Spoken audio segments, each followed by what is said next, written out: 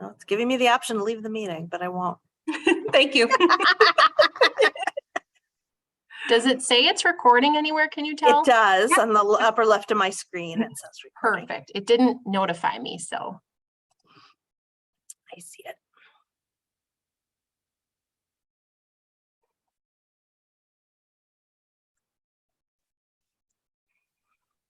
Welcome in, everybody.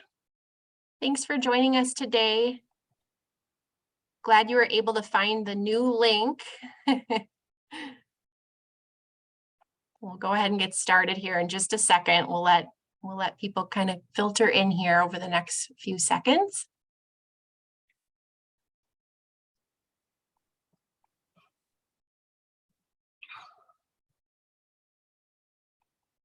All right. Hello, everyone, and welcome to Childcare Aware of Minnesota's August 2022 Tell Talk. Today, we're joined by Nikki Graf, Equity and Advocacy Coordinator at Childcare Aware of Minnesota, and Sharon Rosenberg-Scholl, Director at Temple Israel Early Childhood Center, for a presentation on implementing anti-racism and anti-bias practices in childcare programs. Tell Talks, or Topics for Early Learning Leaders, are monthly webinars for early childhood program leaders to facilitate solutions-focused discussions for your questions about the early childhood field in Minnesota. These one-hour webinars do not meet the standards for a formal professional development training event, and participants will not receive a certificate of completion. Tell Talks are designed as a community-building opportunity for leaders to engage and share ideas surrounding a specific content area. The Tell Talks team consists of Nikki Lapowski, Quality Improvement Coordinator, and myself, Christy Berg, Workforce Advising Coordinator. We work with Corey Woosley and Katie Hoffman at Childcare Aware to bring you the Tell Talks. Nikki is unfortunately unable to be with us today, so one of our coworkers, Tuba Nguyen, will join us shortly. A couple of our recent topics have included planting the seeds, growing community and cultural connections through farm to early care, and using Teach scholarships as a retention and recruitment tool. Next month, Center Director Angela Kapp will join us to share takeaways from the NACCE guide on leading an early childhood program by Debbie Lee Keenan and Iris Chin Pont. This will be a two-part session, with part 2 taking place in October. Please visit the program leaders page of our website to view previously recorded Tell Talks. After today's presentation, you will receive an email from me with the PowerPoint slides and any other resources shared. What is Childcare Aware of Minnesota? CCA supports the professional growth of early childhood educators with professional development opportunities, eager to learn online training, grants, parent aware, and scholarships. We are a resource and referral network for early childhood education in Minnesota. We assist families in finding a quality childcare program, and we keep the community informed on the importance of quality childcare. Childcare Information Services is a department within our organization that specializes in statewide information sharing and assisting families who are looking for childcare. CCIS sends a welcome packet to new programs and surveys programs every 3 years on business policies and tuition rates. The rates are confidential and can influence CCAP reimbursement rates. CCIS receives calls from Minnesota program leaders across the state with general business questions and can route you to the appropriate person to contact. Childcare Aware partners with Center for Inclusive Childcare, which provides free relationship-based professional development, including support, modeling, and resources for childcare programs throughout Minnesota. A coach will spend time with your program, providing support focusing on the successful inclusion of children with challenging behaviors or special needs, implementing health and safety best practices, and supporting the unique needs of infants and toddlers in your care. Achieve, the Minnesota Center for Professional Development, supports individual, trainer, and RBPD membership applicants and approves courses and training events. The Achieve MNCPD website has several resources to share, including a free job board, policy info, Minnesota Career Lattice, and a virtual career guide. The Tell Talks team partners with several organizations to offer coordinated resources surrounding early care and education needs. As always, participants of our Tell Talks are encouraged to ask questions, make contributions throughout the presentation, and engage in dialogue with our presenters. We love Tell Talks to be interactive, so we encourage you to turn your cameras on, raise your hand and unmute to share your ideas and questions, or you can go ahead and put them into the chat at any point. We are recording the Tell Talk today, and we'll send a link to the recording in the follow-up email. So now I'm excited to stop talking and turn it over to our wonderful presenters today, Nikki and Sharon. Thank you so much for being here. Thank you, Christy. I'm going to go ahead and share my screen now. So I won't get to see all of you, but I can see some of you, which some names are familiar and some are not. So I'll introduce the two of us and you can get to know Sharon and I better. But this is the Tell Talk on implementing anti-racism and anti-bias practices in your program. And as Christy said, I'm Nikki Graf. I'm the Equity and Advocacy Coordinator at our office, and this is my jam. So when I found Sharon, I was like, another person who has the same jam should come with me and do a Tell Talk. So the fabulous guest I have is Sharon, and she is the director at Temple Israel Early Childhood. And she has a beautiful introduction to herself, but we cross paths just for our passion in this topic and supporting children and families who are looking for equity in childcare. And we thought this was the perfect place to bring it to other leaders who might think the same. So Sharon, I'm gonna kick you off with having you tell everyone who you are, what your role is, and your work and the work that your program does for your community. Hey, thank you so much. I am Sharon Rosenberg-Scholl. My pronouns are she, her. And as was said, I am the director of Temple Israel Early Childhood Center. We are a diverse Jewish preschool in South Minneapolis. We're right on the edge of Kenwood and Uptown neighborhoods. And our school is one of the education programs at Temple Israel, often called Temple. You'll hear me just call us Temple throughout the time I'm talking today. And Temple's a Reform synagogue with a mission that includes leading with the values of pursuing justice, a commitment to belonging, which means that it's important to us that we are a welcoming, inclusive community. Rabbi Zimmerman, our senior rabbi, often says that our address is our mission. So serving this community, serving this neighborhood is really important in who we are as an organization. And our school is one part, an important part, but one part of a large organization that does many things, including education, lifelong education, all the way through life, as well as many other things. Temple itself has a long history of racial justice work in particular, and social justice work of many kinds. And being an innovative leader has long been a part of Temple. Our senior rabbi, who I mentioned, Rabbi Marcia Zimmerman, when she became the senior rabbi in 2001, was the first woman senior rabbi of a large synagogue, which is a little wild to think. 2001 doesn't feel that long ago to me. I don't know about you, but that's a little wild to think. So she's definitely a leader, and she's led the way for many. The school itself, our Temple ECC, as we often call it, began as Temple Israel Nursery School in the 1950s. I'm sure you see the gray hairs, but I was not around in the 1950s. So this is a program that predates me by quite a bit as well. So there's a lot of history here, and the school has long served not just the Jewish families who are members of Temple Israel, but the non-Jewish families of the neighborhood, as I said, because serving the neighborhood is really an important part of what we do. We are a Jewish school for sure. Our curriculum includes Jewish topics.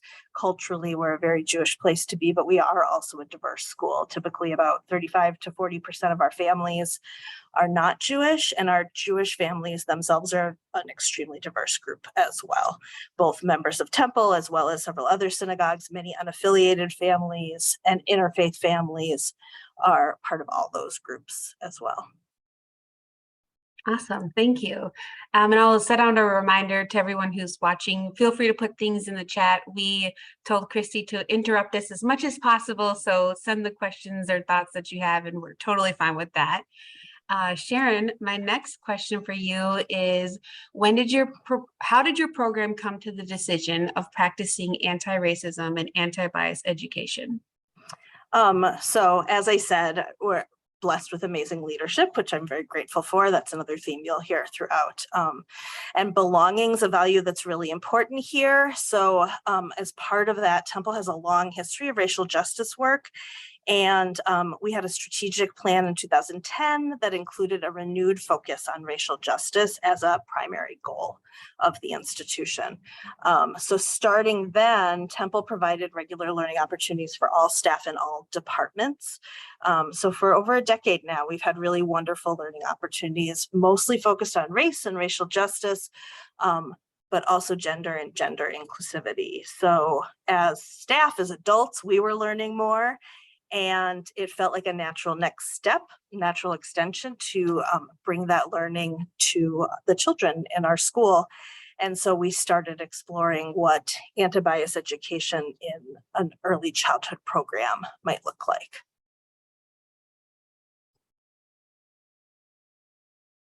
Sorry, trade up good old muted button. What new practices did you implement? Yeah. So I think one of the first things that everything is small. When I name everything individually, it's going to sound really small, which I think is good and bad. I mean, I think it's good in that I hope that makes it clear that that we all start small, and people, if they have not started in this work, can start.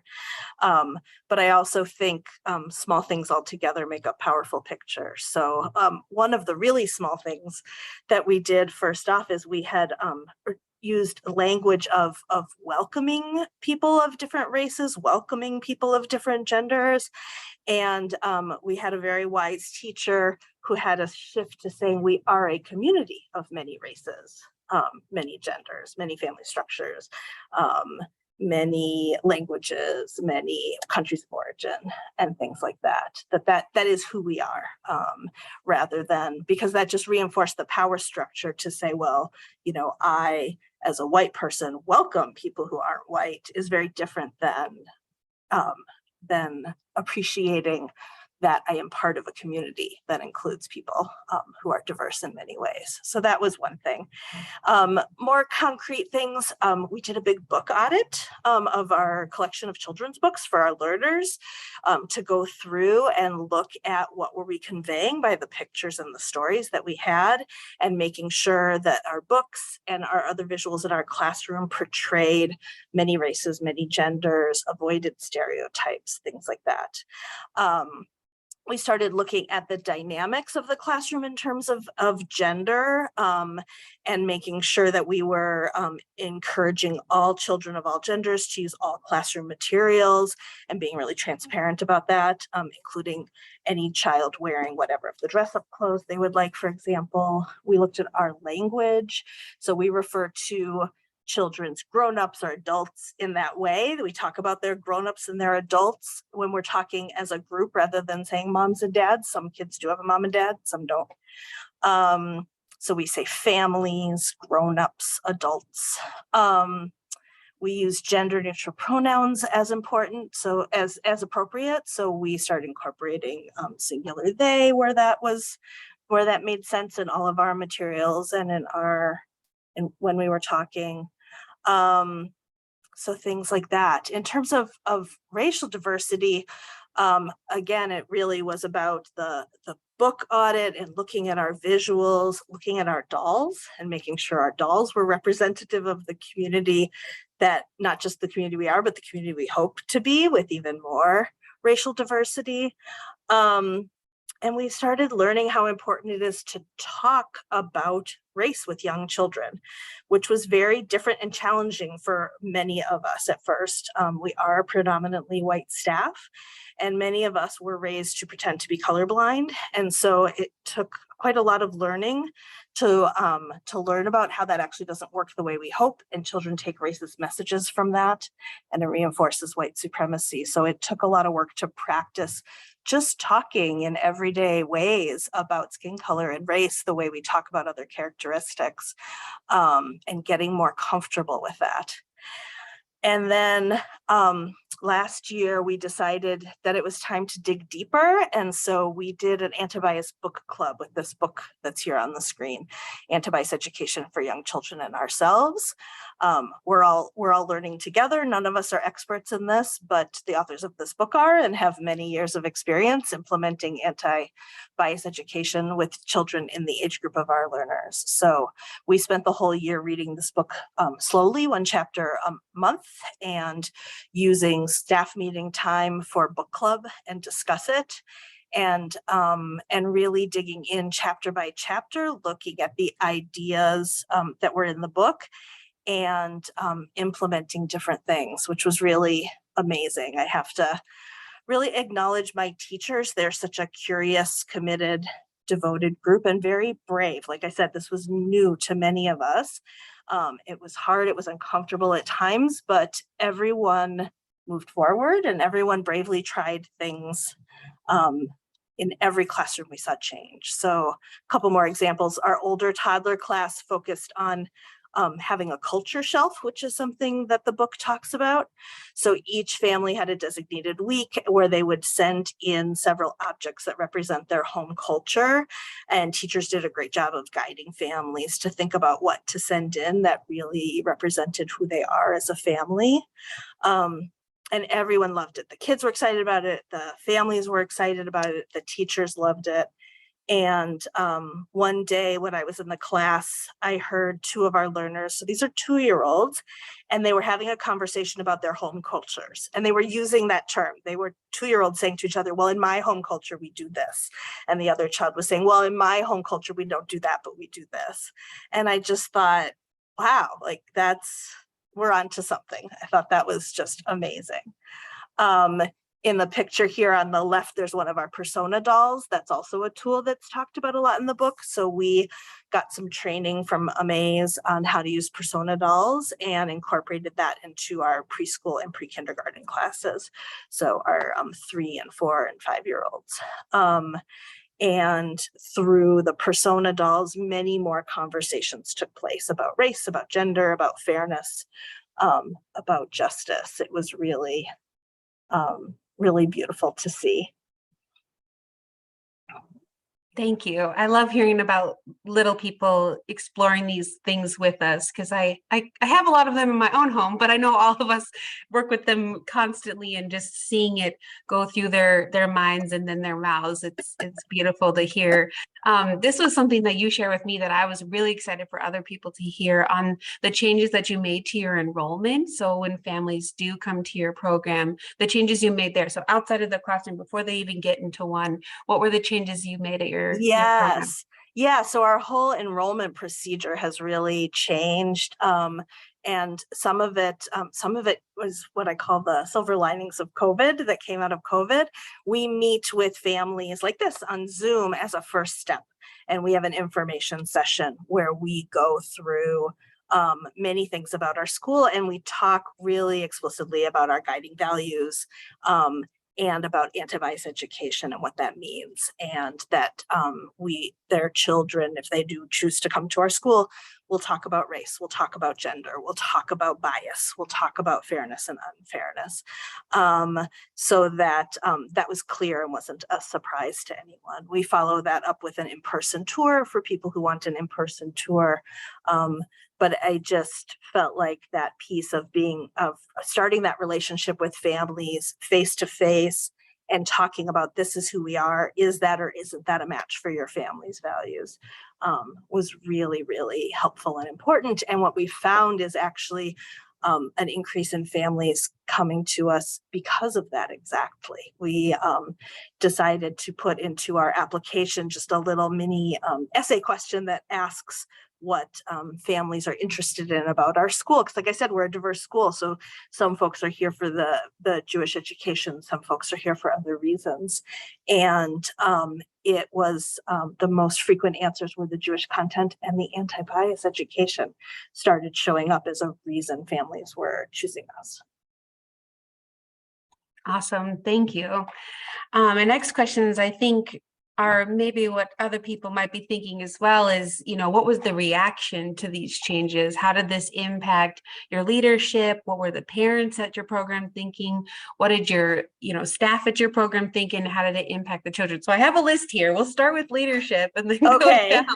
Okay. The reaction from your whole team, your village. Yeah, so piece by piece. So our leadership has been very excited. As I said, this was very much a top-down initiative, that we are an organization that is really led to be innovative in moving forward in diversity and inclusion. So our executive leadership, our clergy leadership have all been really excited and supportive of this. Our segment of the annual report this year was all about anti-bias education. They invited me to write an article and include actually some of the same pictures that are here on these slides are what was in our annual report, and talk about what's been happening with our school. So our COO and our clergy are our biggest cheerleaders. In terms of families, we found they've been very hungry for this content, both our Jewish families and our non-Jewish families. That families come to us and not only say they appreciate the conversations that are happening in the classroom, but they want to know how to extend those conversations at home. We've had many families say, my child was talking about this book they read in school, or this conversation they had, and I kind of froze up and I wasn't sure. Our white families in particular, as white people, we've usually been socialized to pretend to be colorblind, to not talk about these things. And so for many of our families, they've either started as adults or are starting more recently, more learning, and they're excited for their kiddos to not have to wait so long to be learning about these important topics. For families of color, what we've been hearing is that walking into a place where race is seen and discussed makes a big difference to them, and that they really appreciate that. One of our Jewish families of color had been talking to us about just expressing gratitude, that they wanted us to know that this is the one place in their life where their family gets to be seen and loved exactly as their whole self. And that's really, really important to them. So that's been really wonderful. We did have one family, as we made the shift a couple of years ago to doing more of this work, who did decide to leave the school and felt like it wasn't a match for them. But that was definitely an exception and has not been what we've seen overall. And again, I feel like it's so important to be a match for your school that we only wished them well and hoped they would find a place that was a good match for them if that wasn't us. In terms of our staff, they have really appreciated it and been challenged by it. It's definitely not always been easy. Like I said, it's a brave group. We really call upon them to be brave and to lean into discomfort and learning new things. And our staff have all started from very different places. So there were some staff that these topics were not that new for, and some staff where it was all completely new. But I will say that when we reflected this last year, we always do a program review day after school ends for the year, and we gather as a staff for the day and talk about what our school-wide goals were for the year, and what did we meet and where did we miss the mark and where do we think we should go next. And there was a lot of gratitude expressed, which was really nice to see. And an immediate desire to keep going, even among the staff who found this the most challenging, who I think struggled the most. They really were grateful for the learning. And we had a request. We're a growing school, so we're adding more staff. And so the request was that we start back at the beginning with the book and start reading it again as a group so that the new folks have that foundation, because everyone felt like that was so valuable, that they wanted to make sure their new colleagues had that opportunity too. So book club this year will be a lot about the staff who were with us last year, talking about what they learned from this chapter and how they implemented this chapter, while it's new information for the new staff. And then with regards to the kiddos, that's been absolutely the best. We've had such great conversations with children, such great reactions with children. One of the classes had noticed a pattern in which several of the boys were playing together on the playground and excluding girls. And so they would say things like, girls can't play, boys only over here. I think we've all run into that, right? And the teachers were intervening and reminding them that at school everyone can play. But it kept happening. But the teachers took an anti-bias lens to this and took a step back. And instead of just treating it as a challenging behavior, took a broader approach, and they started actually an exploration with the class about gender bias. What is gender bias? What do those words mean? And talking about how that means being unfair to someone based on their gender. They read lots of books that had different stories in them where gender bias could be found. And the learners were really engaged in talking about it in the context of the different stories they were sharing. And then what happened next was out on the playground when the same pattern happened and the group of boys tried to leave out one of the girls. One particular female learner who is usually very quiet, not one of our more outspoken learners, said in a big, strong voice, "That's gender bias and we don't do that at school." And that was, and I got a quick text, teachers were texting me, "You have to hear what so-and-so just said." That changed the dynamic completely. So it's been those kind of moments, a lot of the one-on-one, just beautiful moments that have been the most gratifying. In the previous picture, there was one of the persona dolls, Shimon, who's a Black Jewish persona doll who was in one of our pre-K classes. And one of our learners, as soon as the teacher was introducing the persona doll and introducing them to Shimon, giving them his story, right away, this learner got so excited and said, "He's Black and Jewish just like me," and went home and told their parents, "We have a new friend at school." They didn't specify it was a doll at first, which shows how real the persona dolls seem to the kiddos.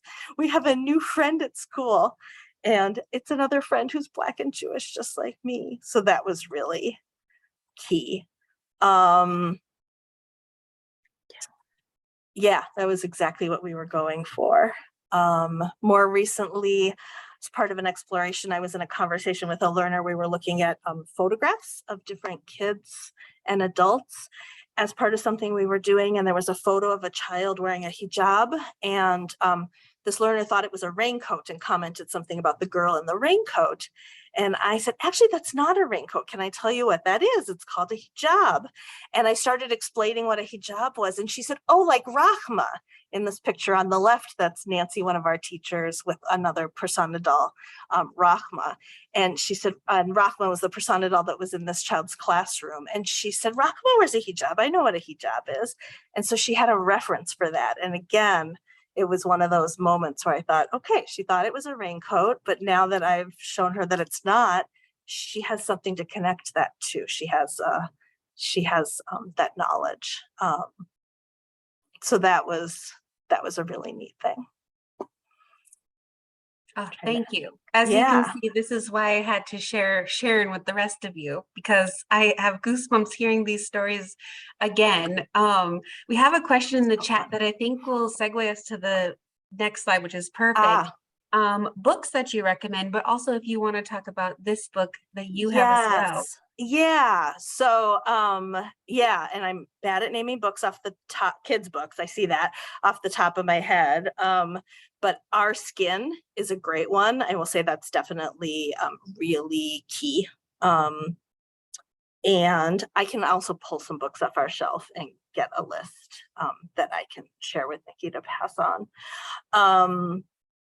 And maybe I'll think of some other titles too, because I know we definitely have quite a few. There's one about not touching somebody's hair. That's a Black girl with an afro, and we have leaned on that because we've had that situation where white learners were touching the hair of learners of color without their permission, and so being able to have that as a book to talk about that and talk about how that is a pattern of bias that we can change. but this particular book was one that we actually wrote. This was a couple of years ago, and we had different books that we liked different things about, but we really wanted one book that broadly introduced a bunch of concepts related to race and racism and being anti-racist, and we didn't find it. So we decided to create it. This was before Our Skin came out, and I think we maybe wouldn't have written it if Our Skin had existed then, but I'm kind of glad the timing was such, because I'm glad we had the experience of writing this book, and we still read both. Adults wrote the text. I made a start on the text, worked with 2 other educators to improve it.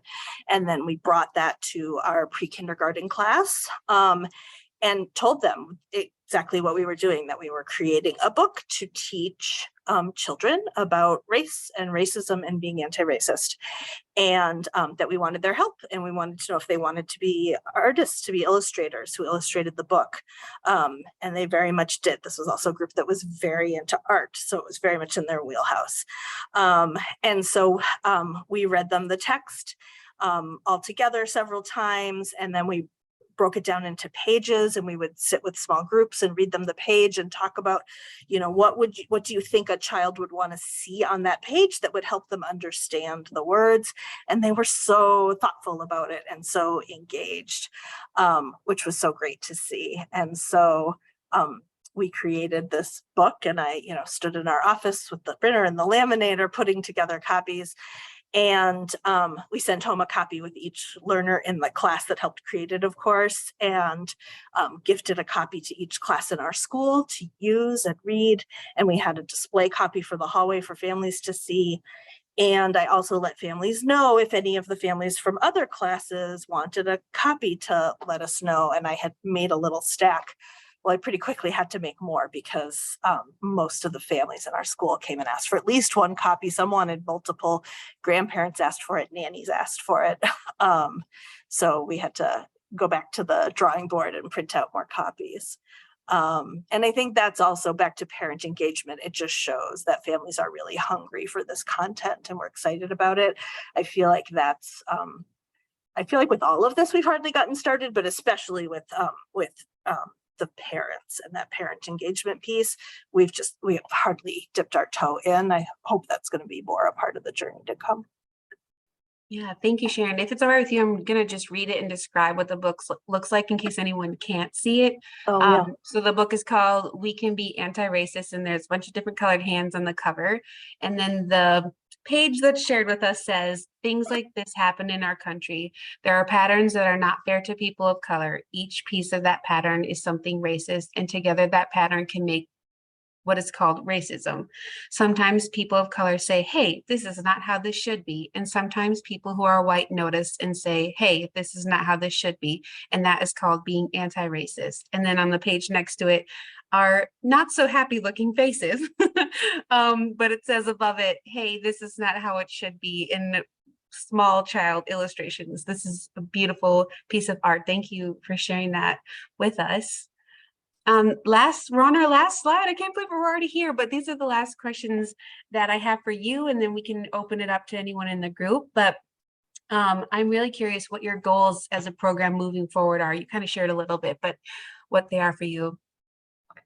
Yeah, I think it all comes back to belonging. Our goal has been, and I think will continue to be, that piece of belonging. How can we be a place where every person who walks in our door immediately knows they belong and continues to feel that way as they spend time with us? That's the prize.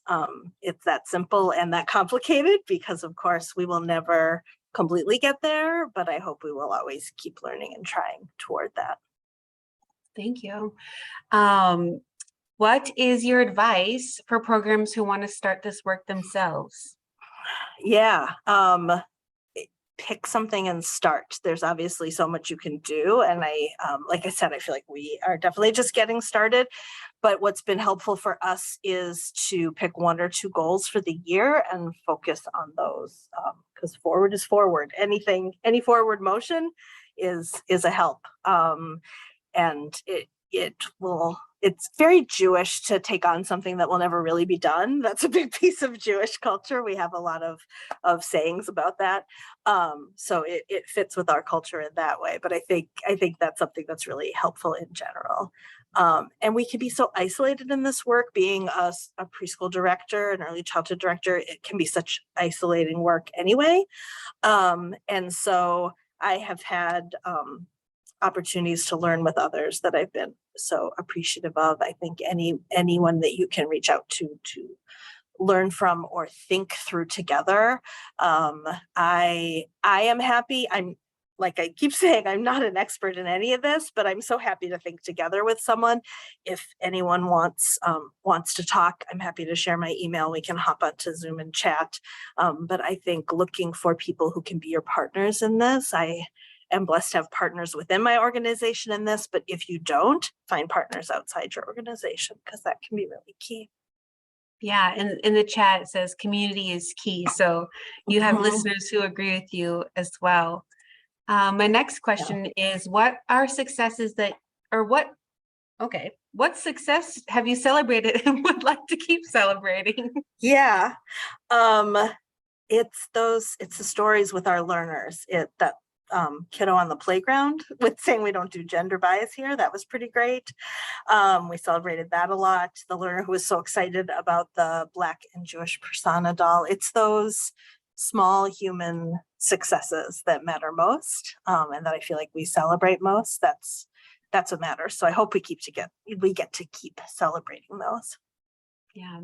All right. This is my last one, and then I'll hand you off to the group. But what are some challenges that you may have to overcome in the future?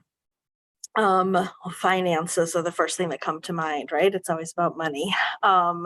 And there's a real tension here because we are looking for ways to be more financially accessible to our families, which helps build diversity. So growing scholarship availability, things like that. But also, it's important that we are leaders in paying our teachers competitively for their work. And there's a conflict there. You can't keep tuition too low if you're going to pay your teachers what you should be.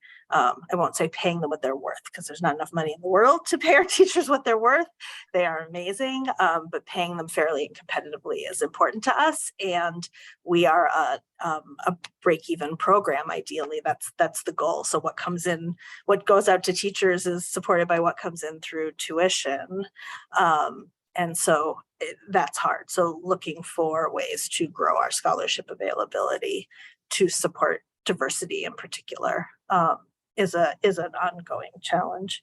And diversity among our staff too. As I said, we're predominantly white staff. We are diverse in many ways, many other ways, but not very diverse racially at the moment. And I would like us to be diverse in more ways.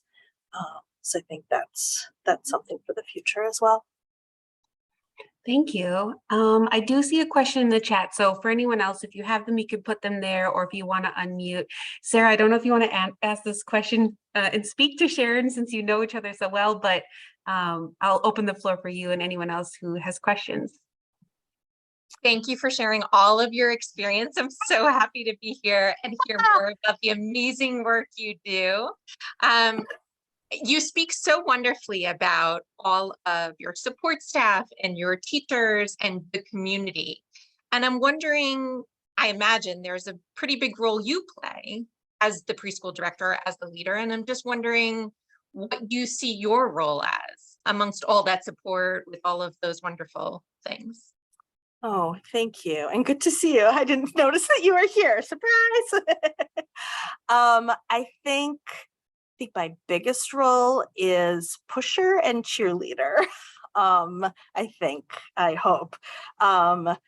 Figuring out what our next challenge is, helping people through the current challenges, really encouraging my teachers to be brave and helping them to have what they need to be brave. I think that's a big part of it. And like I said, you can do so much and there's so many things. It can be really overwhelming. So I think a big part is figuring out what we're going to focus on right now. We say bird by bird a lot. I don't know if anybody knows that from Anne Lamott. She has a look it up. It's a great story. She's a wonderful author, and she has a story she tells about that the moral of the story is take it bird by bird. And she has a book called that. And so it's, we sometimes talk about how if you don't know what your bird is, come talk to me. I'm your person. I will help you figure out, which means the bird represents what you're focusing on right now. So if you get overwhelmed, come talk, and I'm going to tell you, I think this moment's bird is X. Do that first. Just don't get overwhelmed. Don't think about other things. That's your bird. In lower tech days, I used to walk around with a clipboard that had little pictures of birds all over it. Now everything's digital, and all my to-do lists are on my computer, on my iPad, and my phone. But yeah, my staff used to laugh at me because I literally have this bird clipboard. Thank you. Does anyone else have any questions for Sharon or thoughts or birds? This is my bird. I'm right here. I'm not doing anything else. Sharon, I thought of something, you know, when we're in the Tell Talk, I'm always kind of thinking about the follow-up email I'm going to send and any resources we include. And I was curious, so we're going to include a list of some children's books that you would recommend. So I'll be sure to include that if you can get that over to me. But I wondered too about maybe a couple of ideas on how our program leaders could get started in terms of introducing the persona dolls, and maybe a little bit more about how those are used, and then how the teachers kind of have introduced the culture shelf and continue to facilitate that in their classrooms as well. I think that might be really useful. Great. So I'm going to pivot right back to recommending that book that we used, because all of that was straight out of Anti-Bias Education for Young Children. Those were ideas pulled straight from there. They talk about the culture shelf, and they talk about persona dolls frequently throughout it.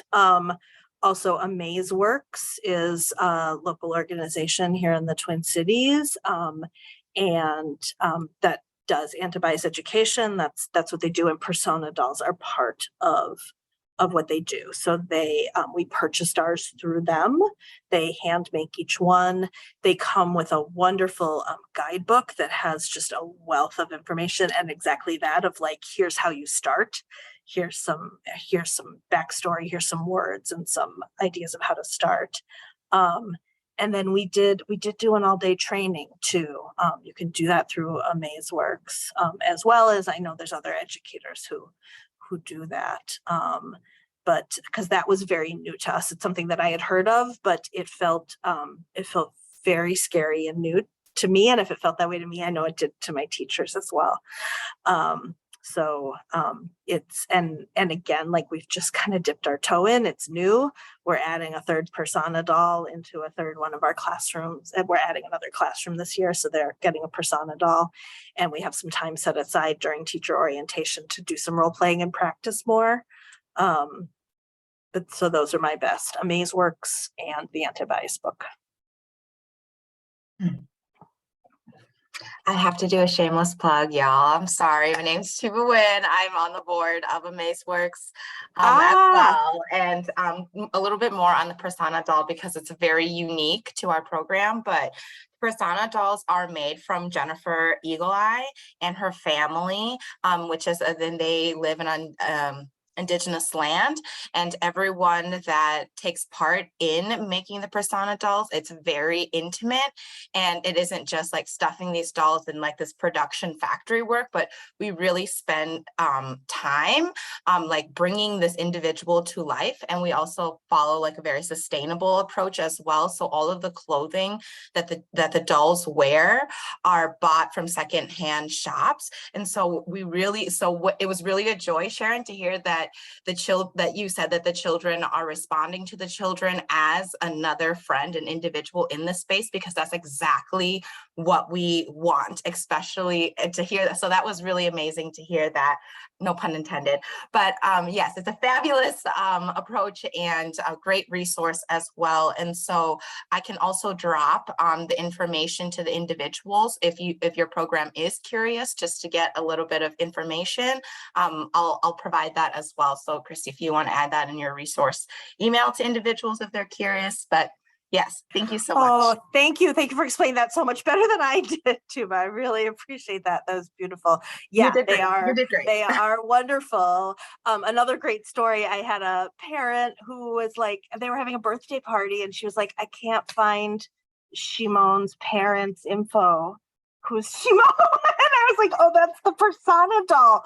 But the way her child was talking about Shimon at school, she thought it was a new alive human child, and she was like, I don't want to leave him out of the birthday party. It was very sweet.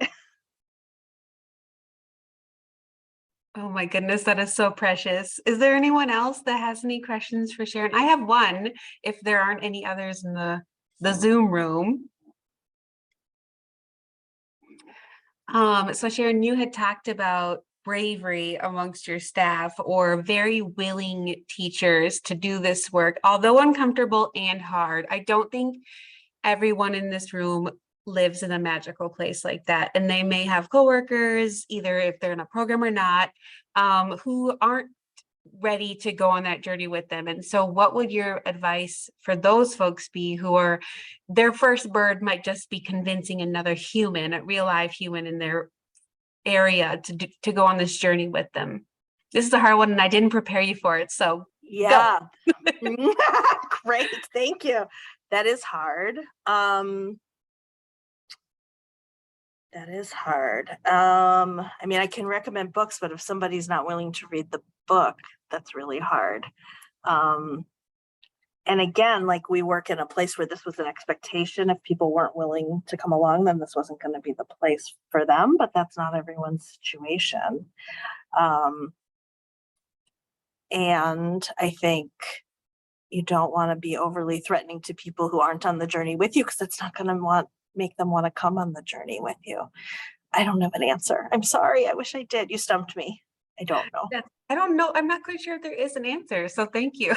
At least I don't believe that there is one. I think it just, it speaks to the weight that this work carries. And you shared such beautiful, not easy, but elegant ways that you implemented this, and how receptive almost every person that engaged with it was. And that's not always the case. And so for those who are in this room, who are thinking about, you know, anti-bias work or anti-racism work, and it's going to be a challenge. I hope, at least in this space, you gain some kind of community of other people who are interested. So if you are the lone bird at your office or program, that the people within this space, at least you can see 27 other people who are here and listening to this and wanting to put it forward. I encourage you to put your emails in the chat for other people to connect with you, or as Sharon said, if you just need someone to talk to and work this through or come up with an idea, she's available. I'm also available.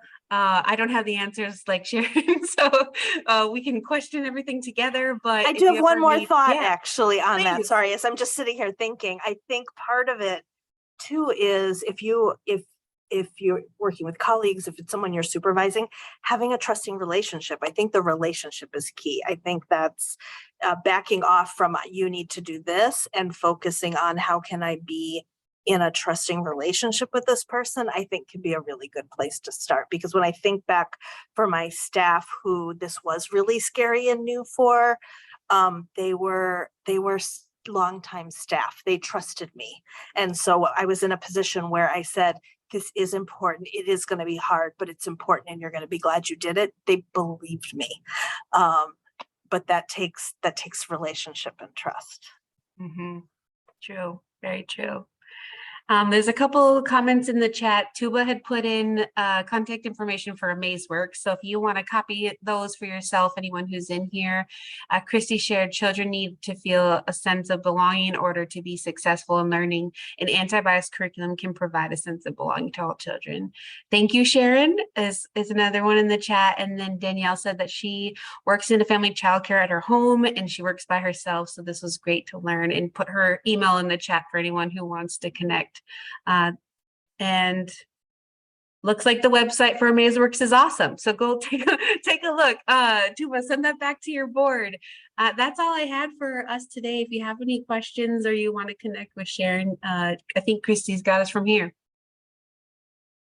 Definitely. Thank you to everyone for, putting your questions and your comments in the chat. This is really, really great to see a lot of activity today. Sometimes it's a little quiet on the Tell Talks.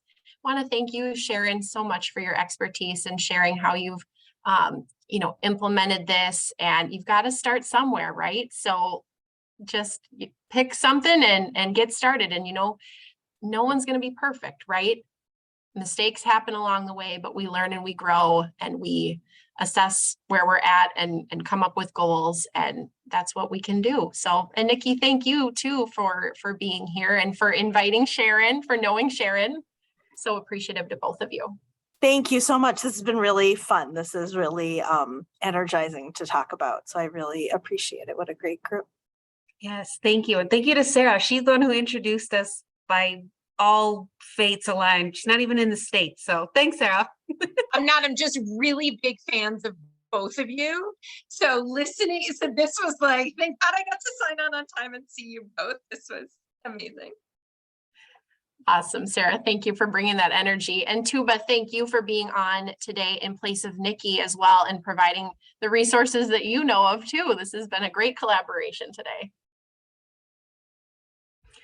Awesome. All right. Well, if there aren't any other questions for Sharon or Nikki, we will go ahead and log off for today's Tell Talk, but you can watch for the follow-up email from me coming in the next few days. I put together a template and I need to clean that up because there's a lot of stuff in there and I want it to look organized. I'm going to put my email in the chat too, in case anybody wants to be in touch. Oh, great. Thanks, Sharon.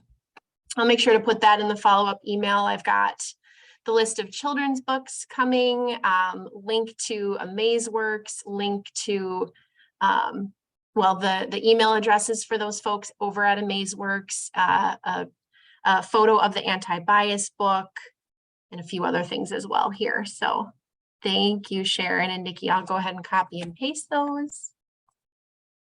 Awesome. Thanks everybody for being here today. Glad you could join us. Take care.